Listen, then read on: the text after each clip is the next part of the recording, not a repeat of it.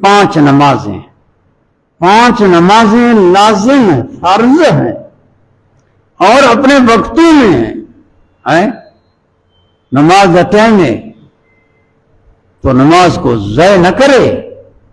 جس نے نماز کو ضائع کیتا وہ تو اپنے ایمان کو ضائع کیتا، نہیں سمجھا کہ اللہ جل شانہ نے نماز کو ایمان نام دیا ہے، ایمان نام دیا ہے۔ نماز کیا ہے؟ ایمان ہے۔ نماز ضائع ہو تو ایمان ضائع ہو جائے گا۔ نماز عماد الدین ہے، دین کا ستون ہے، اور ستون گر گیا تو پھر تو چھت گر جائے گی۔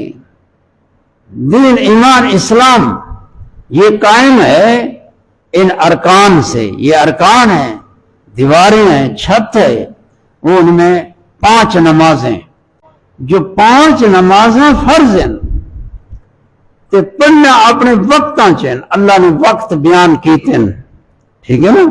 ان الصلاۃ کانت علی المؤمنین کتابا موقوتا۔ یہ نمازوں کے اوقات، نماز ادا کرنی ہے اپنے وقت وچ، یہ نہیں کہ وقت ٹل گئے یا بے وقت تھی گئے پھر تو نماز ادا نہ ہو سی، پھر قضا ہو سی۔